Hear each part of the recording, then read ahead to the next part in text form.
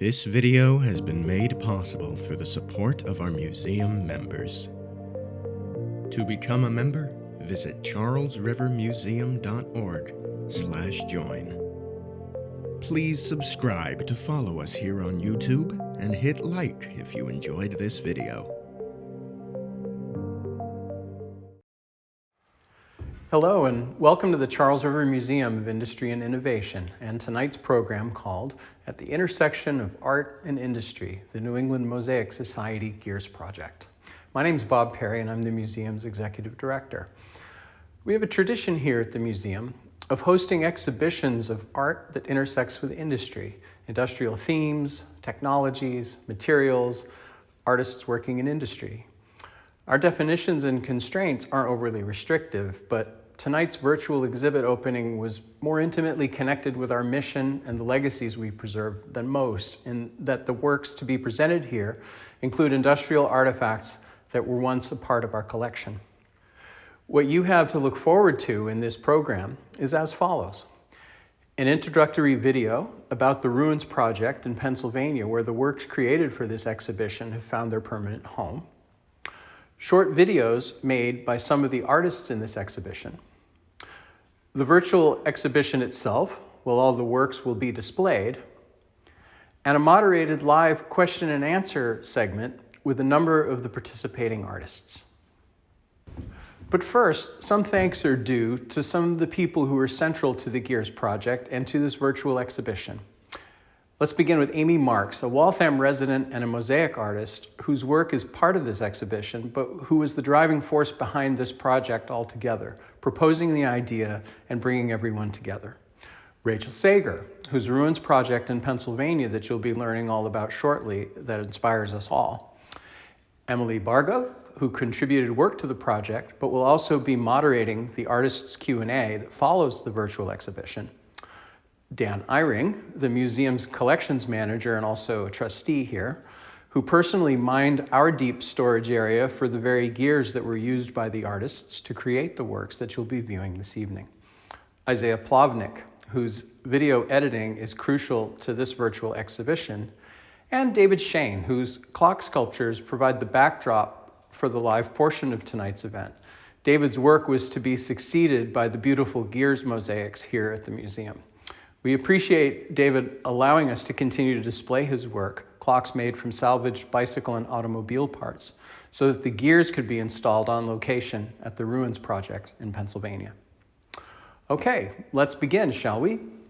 First, for context, we'd like to introduce you to the Ruins Project, an extraordinary art installation in Whitsett, Pennsylvania, the new forever home of the works of the Gears Project of the New England Mosaic Society. Please enjoy this short video created in 2019 by WQED in Pennsylvania.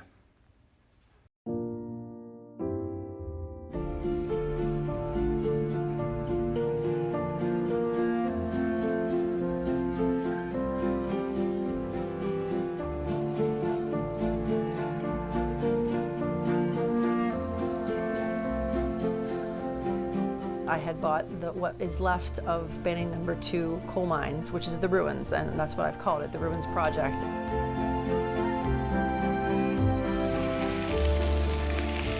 And as an artist, I saw that as an opportunity to create a giant substrate for mosaic, and that's what I've done.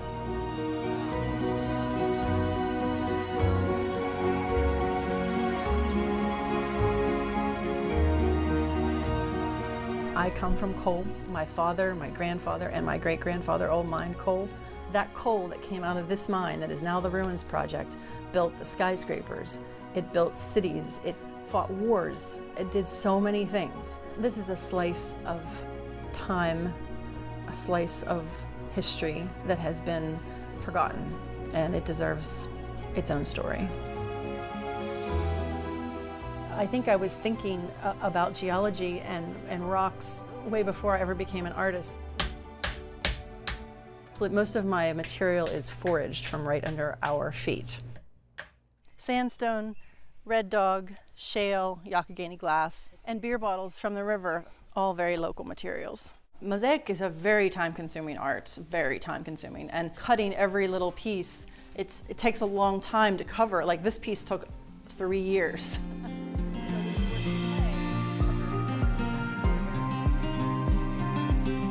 This is the compass rose for the giant map of the Gap. This wall is a giant map of the Great Allegheny Passage. We have all these amazing old coke ovens that are in the shape of beehives, so they actually call them beehives. So you see the fire, and then instead of flames or smoke coming out of the top, we have bees. I want people to get off the trail and come here because I think they can be illuminated by walking through this door and seeing how a certain kind of art is made, and also getting a little slice of real history about this area.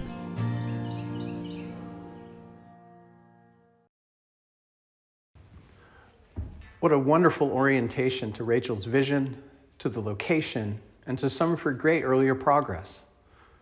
The artists of the New England Mosaic Society have created a strong collection of works for the Ruins Project. But before we view all the submitted works, let's enjoy together a collection of short videos created by 4 of those artists featured in the exhibition who have opened a window into their methods and materials.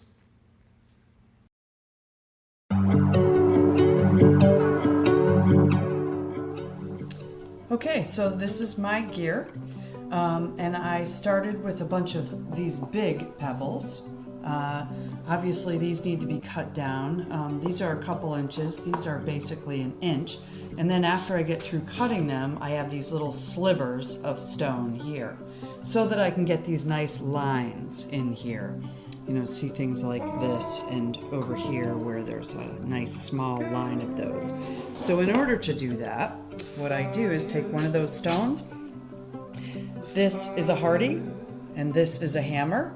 Steel top, steel tip, and the compression between those two surfaces actually cuts this. So I lay the flat edge of the stone right here,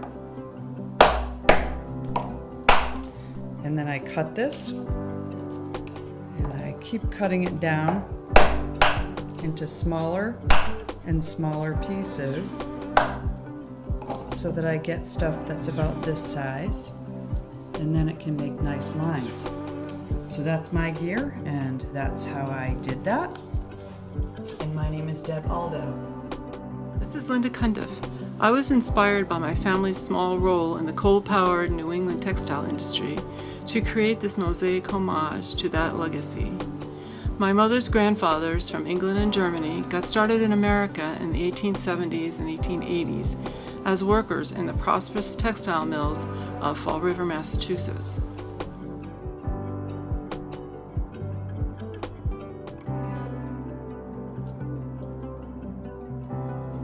My grandmother also became a master weaver during the 1930s.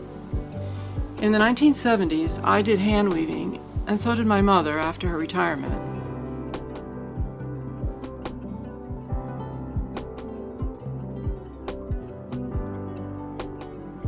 She became quite expert, and she created precise and beautiful weaving. This piece of my mother's was my inspiration for weaving in glass on an old gear. I found this 8-inch gear in a former mill town on the New Hampshire-Massachusetts border. It looked like a gear from an old image of a loom.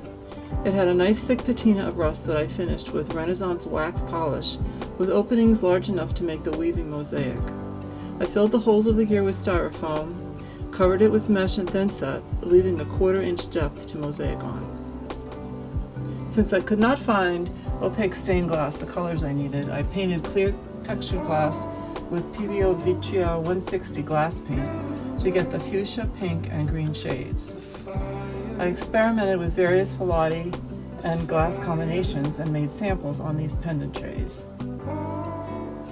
For the adhesive, I used epoxy sculpt tinted with magenta oil paint. Here is the completed gear mosaic. I titled it Weaving in Glass, an homage to my weaving ancestors. I really loved making this gear, and especially the challenge both in designing and preparing the substrate, tesserae, and adhesive. Hi, this is Joanna Liss. I found out about the Gear Project from a video tour of the Ruins Project, of which the Gear Project is a part. The tour was conducted by Rachel Sager, who founded the project. I'm attracted to places with history and to abandoned places, and also to group and community projects. Here's my contribution to the Gears Project. I must confess that my base is not actually a gear, but a pulley. A gear has teeth. A pulley has a groove into which fits a belt, but it still seems appropriate to the museum exhibit and to the project. This pulley was hanging on a wall on my husband's shop at his third-generation business awaiting its use. The rest is all elements I had on hand. It includes geodes, ammonite fossils, pearls, beach glass I collected, tiny flecks of pyrite, and yes, one small gear. Running through it is a ribbon of small gold leaf glass tiles. I aim for a sense of turning, as a gear or pulley would do. I look forward to seeing the museum exhibit and the installation in Pennsylvania. Hi, my name is Amy Marks. I'm a mosaic artist with a studio in Waltham, Massachusetts, located right on the Charles River. I'd like to give a big shout out to Bob Perry, who is the director of the Charles River Museum of Industry and Innovation.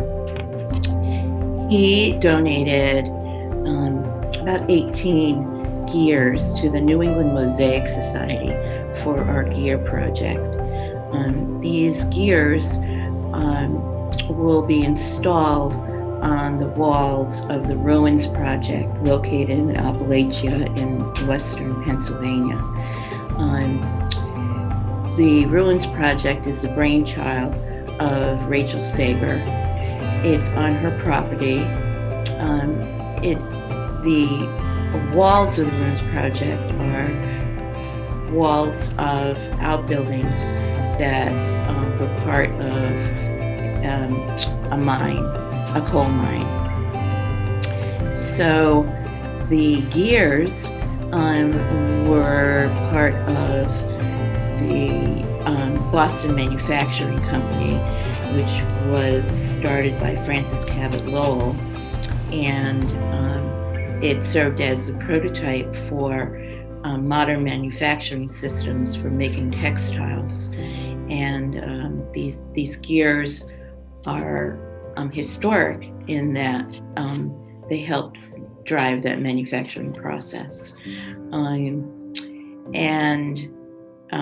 We're very pleased to be able to be part of this Rachel Sager's outdoor mosaic museum. And this project is truly the intersection of art and industry. Hello, my name is Suzanne Oweda, and I'm the owner of Mosaic Oasis Studio and Supply. And today I'm going to tell you about what I did for the Gear Project, which will eventually go at the Ruins Project, which is in Allegheny area of Pennsylvania. So I made two gears. I made a larger gear. This gear, I don't know what it was used for, it looks pretty heavy duty.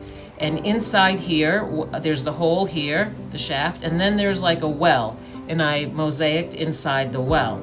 I did a second gear. Not sure what this was used, but to me it looks much more delicate and much more kind of elegant.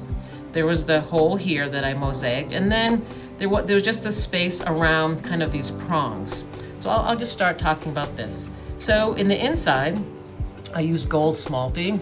Gold smalty is always nice to have gold. I just had some scraps left over from a project that I was working on, so I cut them up and I used thin set and I just stuck them in there. And then around, because this was so delicate looking, I just thought what would be a natural item that would go well. And I really liked these very small shells. I have a bunch of shells that I have here at my studio. And I picked out some small kind of delicate looking ones and I interspersed it with gold. I thought shells would be an appropriate material because in our world, I think, at one time was covered with water, and I'm sure these shells eventually get into all rocks and minerals that we have. So this was the other gear that I did. This larger gear I have in here, I think it's some type of a slate. I use this Val de Verre glass that's really beautiful. I cut that up, and then I also put in some little bits of gold, as you can see, and also some polished rocks. But I mainly want to talk with you about the slate. So I did some work in our backyard last summer, and I took out a bunch of these big pieces of flagstone. And to get the flagstone from this size to this little size, first I took this just outside with a big hammer and really smashed it up. And that gave me pieces like this. So I got smaller pieces, which I then, there were 3 colors here that I really like, this reddish color, this purpley color, and this blue-green color. Then I'm able to take these smaller pieces and smash them yet again using a smaller hammer on this wood stump. And you can then, when you smash it, it's really cool. You can see how it breaks in layers, which is really, just really nice. And then you do some more manipulating of the stone. And I wanted to make them small enough to fit between the 2 rims there. So then with all of those pieces, I just did a little tap, tap, tap, tap, tap, tap, tap, tap, tap, tap. Sometimes I needed to make it thinner because I didn't want it to go too high. And I used this other heavy-duty tile cutter. Oops. And I nibbled it away. That one didn't work. But I would nibble it. I would nibble it away here, kind of break it off, and I get more smaller pieces, and you can see more layers. And then I just continued tap, tap, tap, tap, tap, tap. Really quite therapeutic until I got, I don't know how many are in here, but a whole bunch that I could fit in. And they're laid into a bed of thin set that I tinted. Down here it's tinted, some of it's white behind the gold, but behind the pieces of slate it's black. And I tinted it kind of a rose color for the center. So that's how I made my, my 2 gears for the gear project. I hope you enjoy. Thank you. Okay, if you're like me, that segment has you all warmed up and ready to dive into the full body of work. 2 things to remember as we get started. First, following the virtual exhibition, there will be a live question and answer session where you'll be hearing from some of the artists, and second, you can submit questions for the artists in the YouTube chat stream that's running alongside the video here tonight. And so now we move on to the virtual exhibition itself. Try to imagine that you're in the museum, working your way along the wall beside me, viewing each piece, one at a time, learning a bit about the artist and the work. Of course, in this format, there's no way to pause the live version the first time through, but please know that you can return to view this virtual exhibition anytime you wish and as many times as you wish, pausing for as long as you like to study and take in the beauty of the work. Enjoy!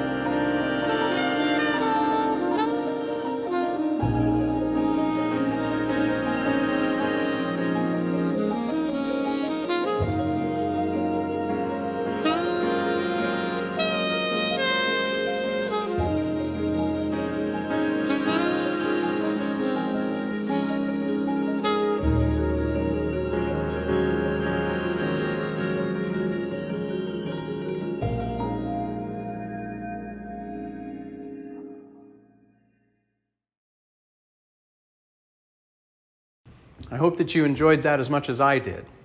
Now we move on to a live question and answer session with some of the artists, which will be moderated on Zoom by Emily Bargov, who's also one of the exhibitors. Emily Bargov is an artist and community organizer who's been teaching and leading community art projects for more than 20 years. She works at the intersection of art and public health through Connection Lab, the Beautiful Stuff Project, and the Education Development Center, and serves as co-chair of the programming committee of the New England Mosaic Society. Take it away, Emily.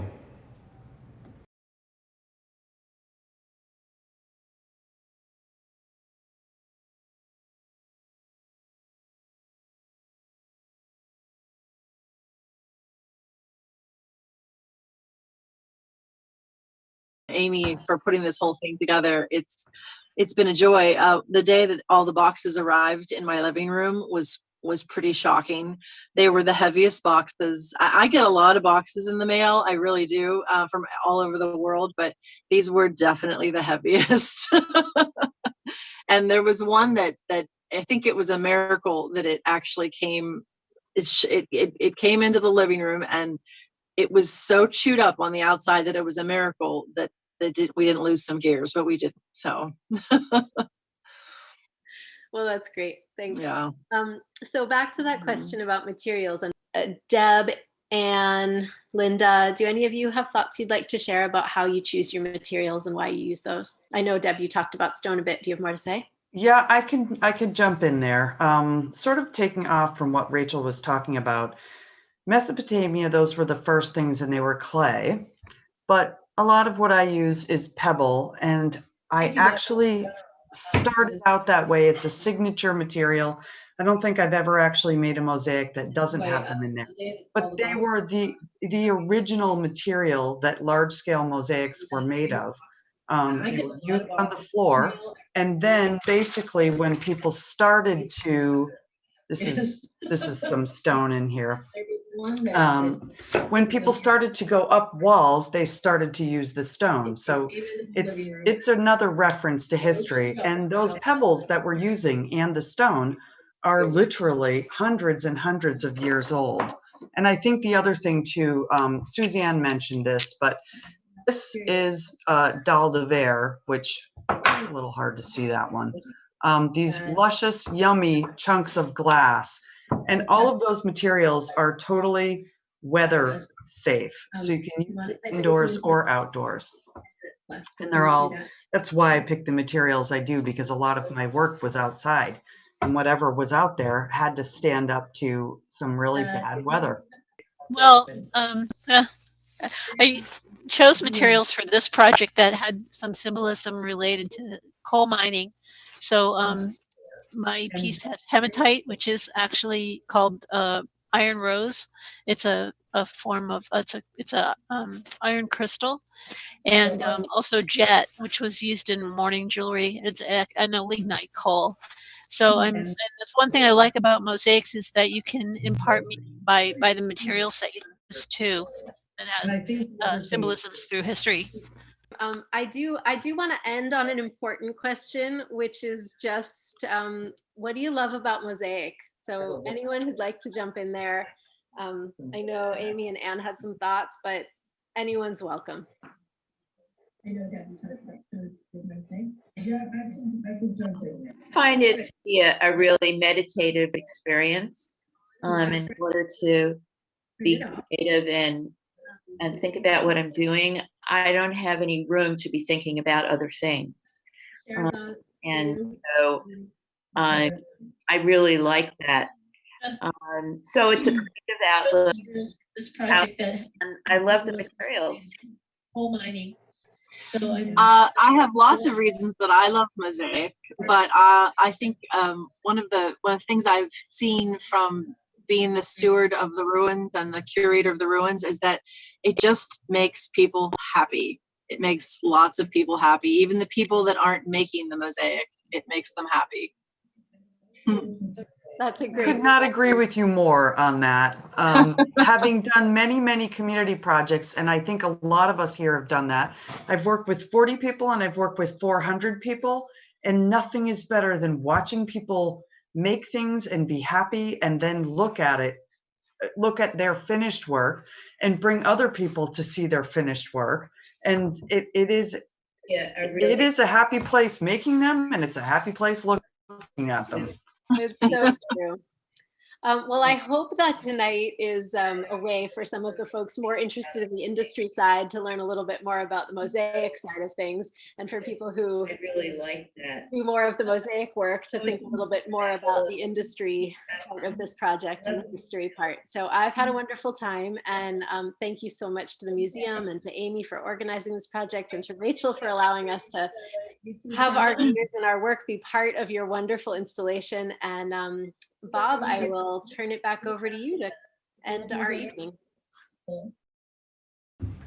Thank you so much, Emily, and to all of the participating artists, and especially to Amy Marks, whose vision, organizing skills, and hard work was the creative and driving force behind this virtual art opening that we at the Charles River Museum are proud to have hosted. Thank you for joining us for this program, and we invite you to explore our YouTube channel in depth, where you'll find a wide variety of educational, technical, and cultural programming to fulfill a broad range of interests. For the entire museum team at the Charles River Museum of Industry and Innovation, I'm Bob Perry. We hope you've enjoyed this virtual event, and we look forward to welcoming you back here again soon. Good night.